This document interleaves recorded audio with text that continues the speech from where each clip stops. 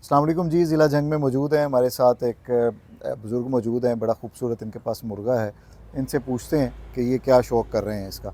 हाँ जी, की हाल है जी? ठीक हो? अल्हम्दुलिल्लाह किहड़ी जी। नस्ल का मुर्गा और तुसी तो नियाणे वारगो इन्हू चक्की फिर रहे हो? ये जी इस नाल मुहब्बत है ਤਾਂ ਹੀ ਇਸ ਨੂੰ ਨਿਆਣੇ ਦੀ ਤਰ੍ਹਾਂ ਚਾਹੇ ਜੀ।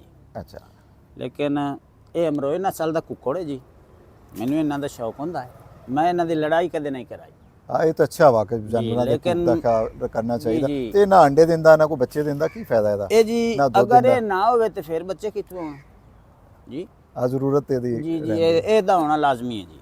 ਸਹੀ। ਕਿਉਂ ਜੀ ਰੰਡੀ ਔਰਤ ਕਦੋਂ ਬੱਚੇ ਦਿੰਦੀ ਹੈ ਜੀ। ਮੁਰਗੀ ਤਾਂ ਬੌਲਾ ਅੰਡਾ ਦੇ ਦਿੱਤਾ ਲੇਕਿਨ ਅੱਗਾ ਬੱਚਾ ਨਹੀਂ ਹੋ ਸਕਦਾ ਜੀ। ਤੇ ਇਹ ਕੀ ਇਹਦੀ ਨਸਲ ਅੱਗੇ ਵੀ ਵਧਾ ਰਹੇ ਹੋ ਜੀ ਜਾਂ ਇਹਦੀ ਬਿਲਕੁਲ ਲੜਾਈ ਤਾਂ ਤੁਸੀਂ ਕਰਾਉਂਦੇ ਨਹੀਂ, ਜੀ, ਤੇ ਫਿਰ ਇਹਦਾ ਜੀ। ਫਾਇਦਾ ਕੀ? ਇਸ ਦੇ ਫਾਇਦਾ ਜੀ ਇਸ ਦੀ ਨਸਲ ਵਧਾ ਰਹੇ ਆ। ਹਾਂ। ਇਹ ਜਦੋਂ ਸਮਝੋ ਜ਼ਰੂਰਤ ਦੇ ਟਾਈਮ ਇਸ ਦਾ ਹਲਾਲ ਕੀਤਾ, ਸਾਲਣ ਬਣਾਇਆ ਜੀ। ਤੁਹਾਡੇ ਤਰ੍ਹਾਂ ਕੋਈ ਮਹਿਮਾਨ ਆ ਜਾਂਦਾ ਜੀ, ਉਹਨਾਂ ਨੂੰ ਖਵਾ ਦਿੱਤਾ ਤੇ ਖੁਸ਼ ਹੋ ਗਿਆ ਜੀ। ਕਿਨਾਰੇ ਤੁਸੀਂ ਦਰਿਆ ਦੇ ਹੋ ਤੇ ਇਹ ਜੀ। ਤੇ ਮੱਛੀ ਖਾਣ ਖਵਾਉਣ ਵਾਲਾ ਟਾਈਮ ਆ, ਲੋਕ ਖਾਂਦੇ ਹੋਣੇ, ਤੇ ਇਹਦੇ ਗੋਸ਼ਤ ਵੀ ਪਸੰਦ ਕਰਦੇ? ਇਹ ਦੋਸਤ ਤੋਂ ਜ਼ਿਆਦਾ ਪਸੰਦ ਕਰਦੇ ਨੇ ਜੀ। ਅੱਛਾ ਜੀ। ਕਿਉਂ ਜੀ ਇਹ ਹਰ ਮੌਸਮ ਚੱਲਦਾ ਜੀ ਤੇ ਮੱਛੀ ਗਰਮੀ ਦੇ ਵਿੱਚ ਜ਼ਰਾ ਤਲਖੀ ਦੇ ਦਿੰਦੀ ਹੈ ਜੀ।